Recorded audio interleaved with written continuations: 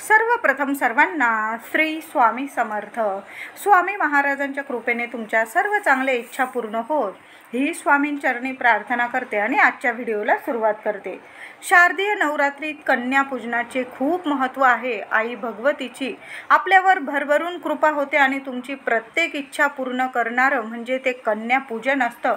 तुम्ही घटस्थापना केलेली असेल किंवा नसेल, तुम्ही नंदादीप लावलेला असेल किंवा नसेल, तुम्ही सेवा करायला सुरुवात केली असेल किंवा नसेल, पण महिलांनो, अष्टमीला, नवरात्रीच्या अष्टमीला, तुम्ही सप्तमीला तुम्हाला वेळ मिळेल ना, म्हणजे समजा तुमचे पुढं 4 दिवस आहे आणि तुम्हाला आधीच जर कन्यापूजन करून घ्यायचे असेल तर हो, सर्रास तुम्ही करू शकता. सप्तमीपासून नवमीपर्यंत कधी पण आपल्या घरात कन्यापूजन करावे. याचे खूप चांगले हजारो पटीने फळ आपल्याला प्राप्त होत असते.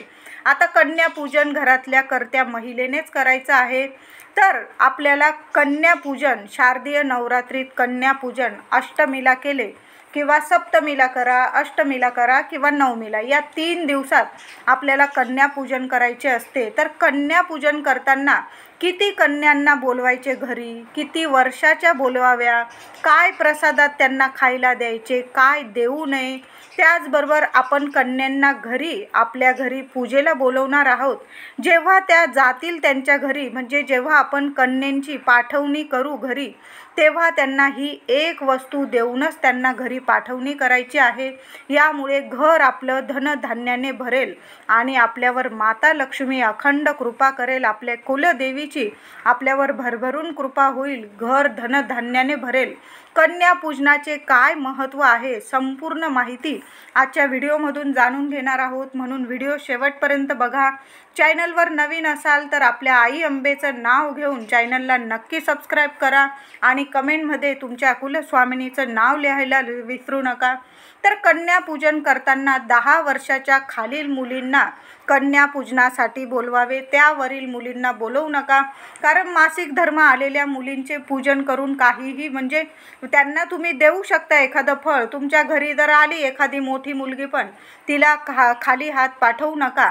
पण जेव्हा आपण सप्तमी, अष्टमी, नवमी या 3 दिवसात जेव्हा कन्यापूजन करतो, त्या कन्यापूजनात आपल्याला 10 वर्षाच्या खालील मुलींना, कन्यांनाच बोलवायचं आहे.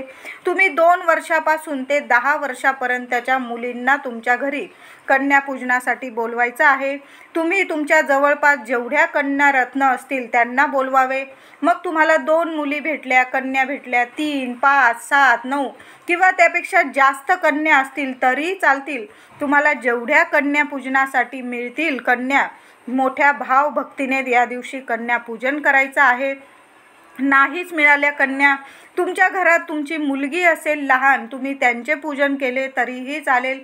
2 वर्षांच्या कन्यापूजनाने आपण 2 वर्षाची कन्या जर पूजली, सप्तमी, अष्टमी, नवमी, तुम्हाला या 3 दिवसात केव्हा कन्यापूजन जमेल ना, तेव्हा करा. 2 वर्षाखालील किंवा 2 वर्षावरील मुलींचे तुम्ही कन्यांचे पूजन केले तर तुमचे संपूर्ण 7 जन्मांचे दारिद्र्य दूर होते.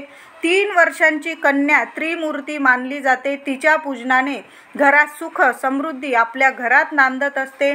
4 वर्षाची कन्या ही कल्याणी रूपाने मानली जाते आणि आपल्या घरादाराचं, आपल्या संसाराचं, आपल्या लेकराबाळांचं कल्याण होतं. म्हणून 4 वर्षाच्या मुलीला, कन्येला पूजलं खूप महत्त्वाचं आहे. 5 वर्षाची कन्या ही रोहिणी स्वरूप मानली जाते, आपल्या घरात सुख आरोग्य लाभतं. 6 वर्षाची कन्या कालिका स्वरूप मानली जाते, आपल्या घरात राजयोग येतो आणि आपल्यावर जी शत्रुपीडा असते ती कायमची नष्ट होते. 7 वर्षाची कन्या पूजनाने आपल्याला ऐश्वर्य प्रदान होते, घरात धनधान्याने आपलं घर भरलेलं राहतं. 8 वर्षाच्या कन्या पूजनाने विजयाची, यशाची प्राप्ती होते. म्हणजे 8 वर्षाच्या मुलीला जर तुम्ही पूजलं या नवरात्रीत तर तुम्ही प्रत्येक कामात यशस्वी ठराल. 9 वर्षाच्या कन्यापूजनाने शत्रूपासून रक्षण होतं आणि 9 वर्षाच्या कन्येचे स्वरूप हे दुर्गा देवीचे आहे. 10 वर्षाच्या कन्यापूजनाने आपल्याला सर्व इच्छा पूर्ण होतात. कन्यापूजन करताना कन्यांना आमंत्रण द्यायला जाल त्या आदल्याच दिवशी देऊन द्या. तुम्ही अष्टमीला कन्यापूजन करणार असाल तर तुम्ही सप्तमीला तुम्ही नवमीला कन्यापूजन करणार असाल तर आदल्याच दिवशी असं आमंत्रण द्यायचं आहे. आता समजा तुम्ही सप्तमीला कन्यापूजन करणार असाल 10 सप्टेंबरला तर तुम्ही आदल्याच दिवशी आमंत्रण द्या. दुर्गाष्टमी अष्टमीला करणार असाल तरी पण आदल्याच दिवशी, म्हणजे ज्या दिवशी ठरवून ठेवा तुम्ही की तुम्हाला या दिवशी कन्यापूजन करायचं आहे, आदल्याच दिवशी संध्याकाळी जा आणि त्या सर्व कन्यांना अगदी आग्रहाने आमंत्रण करा की माझ्या घरी या आणि माझं घर सुखाने भरून द्या. तुमच्या पूजनासाठी मी तुम्हाला बोलवत आहे असं आमंत्रण द्यायचं आहे त्यांना. कन्यापूजनासाठी त्यांच्या घरी जाऊन त्यांना आग्रहाचं आमंत्रण करायचं आहे. त्याचबरोबर कन्यापूजनाबरोबर आपल्याला एका लहान मुलाला सुद्धा घरी जेवणाचे आणि पूजनाचे आमंत्रण द्यायचं आहे. यामुळे एक मुंज आपल्याला कन्यापूजनाबरोबर एक मुंजसुद्धा पूजायचं आहे. यामुळे आपल्याला कन्यापूजनाचे संपूर्ण फळ आपल्याला मिळत असते. म्हणून महिलांनो, तुम्हाला जेवढ्या कन्या मिळतील ना त्याबरोबर एक मुलगासुद्धा पूजायचा आहे.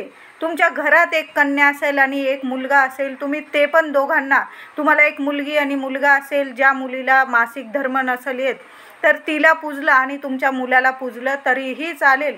मग तुम्ही म्हणजे तुमच्या घराजवळ जर मुली असतील, कन्या असतील तर मी म्हणेल अवश्य त्यांना बोलवा आणि कन्या पूजन करा. आणि आता नाहीच मिळाल्या, तुम्ही तुमच्या घरातल्या लेकरांना पूजलं तरीही चालेल. त्याचबरोबर मुली कन्या घरी आल्यानंतर कन्या पूजनासाठी घरी येताच त्यांचे एका ताट किंवा परात घ्यायचे आहे. आपल्याला तामण किंवा परात घ्यायची, त्यात त्यांचे अगदी पाय धुवायचे आहे, स्वच्छ पुसायचे. त्यांना कपाळी हळदी कुंकू अक्षता लावून त्यांच्या पायांना सुद्धा हळदी कुंकू लावायचं आहे. तुम्ही जर पायावर थोडंसं लहानसं स्वस्तिक काढलं, आधी हळद कुंकू ओलं करून ठेवा आणि त्यांच्या पायांवर अगदी लहानसं स्वस्तिक काढलं तरी चालेल किंवा तुम्ही पायाला हळदी कुंकवाचा बोट लावला तरीही चालेल. त्यांना पायांना सुद्धा हळदी कुंकू फुलं वाहा. सर्व कन्यांना ओवाळून घ्यायचं आहे. त्यांना मन तृप्त होईल त्यांचं, कन्यांचं असं भोजन त्यांना खायला द्यायचं आहे. तुम्ही खीर बनवा, काळ्या चण्यांची भाजी बनवा. खूप तिखट बनवू नका, कारण लहान मुली असतील, त्या कन्या असतील, त्यांना खूप तिखट लागायला नको आणि ते जेवण सोडून म्हणजे लगेच उठून जायला नको. त्यांनी सर्व मीठ खायला पाहिजे अशा पद्धतीने आपल्याला जेवण बनवायचं आहे.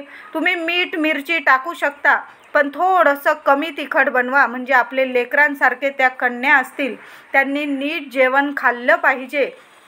कन्या म्हणजे साक्षात आपली कुलदेवी आपण पूजणार आहोत.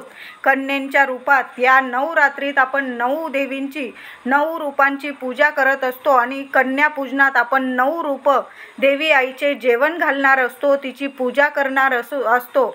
म्हणून या कन्यांना नीट खायला मिळेल अशा पद्धतीने आपल्याला त्या सर्व काही आनंदाने खातील, तृप्त होतील अशा पद्धतीने आपल्याला जेवणसुद्धा तयार करायचं आहे. शिरापुरी बनवा, चण्याचा प्रसाद बनवा किंवा तुम्ही वरण भात भाजी पोळी, तुम्हाला जे काही ठिकाणी तर पूर्णावरणाचा नैवेद्य करून त्या कन्यांना जेवू घातलं जातं. नवरात्रीत माता दुर्गाच्या 9 रूपांची पूजा केली जाते. माता संतोषी त्यांचं एक रूप आहे त्यातीलच. म्हणून नवमीला नवरात्रीत कन्यांना प्रसादात शिरा पुरी काळे चणे अवश्य द्यावे. त्यात आंबट वस्तू जास्त टाकू नका. त्याचबरोबर आपल्याला कन्यापूजन करताना गोडधोड बनवूनच कन्यांना खाऊ घालायचं आहे. काहीही बनवा तुम्ही, शिरा खीर काहीही बनवा, पण काळ्या चण्यांच्या ब्राऊन कलरच्या चॉकलेटी चण्यांच्या प्रसादाला खूप महत्त्व आहे. काळ्या चण्यांचा प्रसाद अवश्य बनवायचा आहे. त्याचबरोबर तुम्हाला मुलाला सुद्धा, त्या कन्यांना तुम्ही पूजणार आहात कन्यांना, त्याचबरोबर एका मुलाला सुद्धा पूजायचं आहे. त्याचे सुद्धा पाय धुवायचे आहे, हळदी कुंकवाचा बोट लावा त्याला सुद्धा एखादं फळ खायला प्यायला द्यायचं आहे. त्याला सुद्धा एखादी भेट वस्तू, म्हणजे मुलगा असेल तर त्याला काहीतरी वही, पेन, पेन्सिल म्हणजे त्याच्या आवडीची एखादी वस्तू त्याला सुद्धा द्यायची आहे. मिठाई मुलींच्या आवडीची त्यांना द्यायची आहे. तुम्ही एखादी मिठाई आणून मुलींना खाऊ घातली कन्येंना तरीही चालेल. त्याचबरोबर कन्येंना प्रथम खायला द्यायचं आहे. जेवणात आंबट चिंबट देऊ नका. कांदा लसूण विरहित जेवण आपल्याला करायचं आहे. कन्येंना जर त्यांची आई, आजी, माता संतोषी पूजा करत असेल, त्यांच्या घरात त्या कन्येंना आपण आपल्या घरी बोलवणार. त्यांच्या घरात जर त्यांची आई, आजी, माता संतोषीची पूजन करत असेल, तर त्यांची घरातील देवी असेल तर त्यांना आंबट चिंबट असे पदार्थ देऊ नका. तुम्ही जेवण बनवतानाच महिलांनो त्यात आंबट टमाटा किंवा लोणचं वगैरे त्यांच्या जेवणात वाढू नका. म्हणजे आंबट वस्तू आपल्याला पदार्थात न घालता ते पदार्थ बनवायचे आहे. काळे चणे पण बनवाल तर नुसती साधीशी फोडणी द्या. त्या काळ्या चण्यांना शिजवून घ्या आणि त्याचा प्रसाद तुम्ही दिला तरीही चालेल. खीर, शिरा अगदी छान लुसलुशीत बनवा. कन्या अगदी आनंदाने खातील. कन्या पूजन करताना यामुळे म्हणजे तुम्ही जर आंबट चिंबट दिलं नाही त्यांना तर तुम्हाला कुठलाही दोष लागणार नाही आणि आनंदाने कन्या तुम्हाला भरभरून आशीर्वाद देतील. नवरात्रीत कन्या पूजनाला खूप महत्त्व आहे. तुम्ही कुठली सेवा नाही केली तरी पण कन्या पूजन अवश्य करा. महिलांनो संपूर्ण नवरात्रीचं तुम्हाला फळ मिळणार आहे. कुळदेवी आपली खूप प्रसन्न होते. तुम्ही 1 कन्या पूजन करा किंवा 9 कन्या पूजन करा. नवरात्रीत कन्या पूजन केल्याने सुख, समृद्धी, धन, ऐश्वर्याची प्राप्ती होते आणि मोक्षाची प्राप्ती होते. कन्या पूजन झाल्यानंतर कन्येंना भेट वस्तू द्यायची आहे. आपल्याला अलंकाराच्या वस्तू द्या, रुमाल भेट द्या किंवा तुम्ही टिकली, बांगडी, मुलींना जे आवडतं पर्स वगैरे मुलींच्या आवडीचं, कन्येंच्या आवडीची त्यांना भेट वस्तू द्यायची आहे. तुमची जर म्हणजे तुम्हाला खिशाला परवडत असेल तर मुलींना एखादा फ्रॉक म्हणजे तुमच्या याच्याने तुम्हाला जी भेटवस्तू द्यायची आहे ती भेटवस्तू आपण कन्येंना देऊ शकतो. त्यात टिकली, बांगडी, एखादं तुम्ही भांडं, वाटी, ग्लास वगैरे मुलं म्हणजे ज्यात रोज जेवण करतील अशी ताटली वगैरे तुम्ही भेट दिली तरीही चालेल. ताटली, वाटी किंवा त्या एखादा ज्यात दूध वगैरे पितात कन्या, छोट्या मुली, तो एखादा बाऊल वगैरे तुम्ही देऊ शकतात. म्हणजे तुम्हाला ज्या वस्तू द्यायच्या ना आणि त्या 6 शृंगाराच्या वस्तू दिल्या तर अतिशय शुभ ठरतात. टिकली, बांगडी, नथ, नेल पेंट, लिपस्टिक वगैरे म्हणजे ज्यामुळे कन्या खुश होतील, प्रसन्न होतील अशा वस्तू आपल्याला द्यायच्या आहे. त्याचबरोबर ज्या मुलाला आपण मुंज म्हणून पूजणार आहोत त्याला सुद्धा एखादी भेट वस्तू द्यायची आहे. मुलींना, कन्येंना घरी जाताना दक्षिणा म्हणजे आपण भेट वस्तू तर देणार, त्यात दक्षिणा अवश्य द्यायची आहे. 11 रुपये किंवा 21 रुपये किंवा तुम्हाला जेवढी परवडेल दक्षिणा द्यायला प्रत्येक कन्येला 11, 21, 51 अशा पद्धतीने आपल्याला प्रत्येक कन्येला दक्षिणा द्यायची आहे. आणि 2-2 विड्याची पानं सुद्धा देवी स्वरूप कन्येंना द्यायची आहे. जर मुलांची अभ्यासात कमजोर असतील, तुमची मुलं अभ्यासात लक्ष देत नसतील, ऐकत नाही, अशा आईने नवरात्रीत कन्या पूजनात तुम्ही वही, पेन, पुस्तक, शाळेची बॅग म्हणजे शाळेत शिक्षणासाठी ज्या वस्तू लागतात त्या वस्तू आपल्याला कन्येंना आणि एका मुलाला भेट म्हणून द्यायचे आहे. यामुळे तुमच्या मुलांच्या स्वभावात खूप खरोखर तुम्हाला लगेच फरक दिसून येईल. आपण कन्यापूजन का करतो? आपल्या घरात सुख समृद्धी यावी, घरात धनधान्याची भरभराट राहावी, दुर्गा मातेची, लक्ष्मी मातेची, आपल्या कुळदेवीची अखंड वास, अखंड कृपा, आशीर्वाद आपल्या घरात राहण्यासाठी कन्यापूजन करायचं असतं. कन्यापूजन झाल्यानंतर कन्या जेव्हा खाऊन पिऊन तृप्त होऊन भेट वस्तू घेऊन घरी जातील त्यांना एखाद्या रुमालात मूठभर तांदूळ, धान्य देऊनच पाठवा. महिलांनो, खूप खूप महत्त्वाची गोष्ट आहे. शेवटी आपण जेव्हा कन्यापूजन करू, कन्येंना भेट वस्तू द्याल, त्यांना खाऊ पिऊ घालाल, त्यांना एक पानाचा विडा सुद्धा द्यायचा आहे. आधीच तुम्ही गोड पानाचे जेवढ्या कन्या येणार आहे तुमच्याकडं तेवढे पानाचे विडे तयार करून ठेवायचे आहे. त्या पानाच्या विड्यात फक्त थोडीशी बडीशोप, एखादी लवंग टाकायला विसरू नका. लवंग माता लक्ष्मीला, कुलदेवीला खूप प्रिय आहे. 1 लवंग टाका, थोडीशी बडीशेप, थोडासा खोबऱ्याचा किस आणि गुलकंद, माता लक्ष्मीला गुलकंद खूप प्रिय आहे. गुलकंद असा छोटासा पानाचा विडा तयार करून आपल्याला प्रत्येक कन्येला हा पानाचा विडा द्यायचा आहे. नंतर त्यांना दक्षिणा, भेटवस्तू, सर्व वस्तू द्यायच्या, त्यांचे पाय पडायचे पुन्हा. आणि जेव्हा कन्या खाऊन पिऊन तृप्त होऊन घरी जातील, त्यांना भेटवस्तू वगैरे घेऊन त्यांना एखाद्या रुमालात त्यांना मुठभर तांदूळ तुम्हाला द्यायचे आहे. आणि तांदूळ देताना ते तांदूळ प्रत्येक कन्येला दिले की थोडेसे तांदूळ आपल्या भांड्यात काढून घ्यायचे आहे. म्हणजे आपण देवी आईची ओटी भरलेली आहे, प्रत्येक 9 रूपाची तुम्ही ओटी भरत आहात आणि त्यातून थोडेसे तांदूळ काढायचे आणि आपल्या मुख्य डब्यात, आपला जो डबा असतो तांदळाचा, त्यात टाकून द्यायचे आहे. यामुळे तुमच्या घरात वर्षभर धनधान्य, पैसा, सुख, समृद्धी, आरोग्य, ऐश्वर्याला कमी राहणार नाही. म्हणून कन्यांना जाताना थोडेसे मुठभर तांदूळ द्यायला विसरू नका. तांदूळ देताना अख्खेच तांदूळ घ्यायचे आहे, मुठभर तांदूळ द्यायचे आहे. उरलेले तांदूळ आपल्या डब्यात टाकून द्या. बघा, वर्षभर तुमच्या घरात लक्ष्मी नांदेल. तर अशा पद्धतीने आपल्याला साध्या सोप्या पद्धतीने कन्या पूजन करायचं आहे. महिलांनो, व्हिडिओ आवडला असेल तर लाईक करा, सर्वांना शेअर करा आणि चॅनलला नक्की सबस्क्राईब करा. धन्यवाद.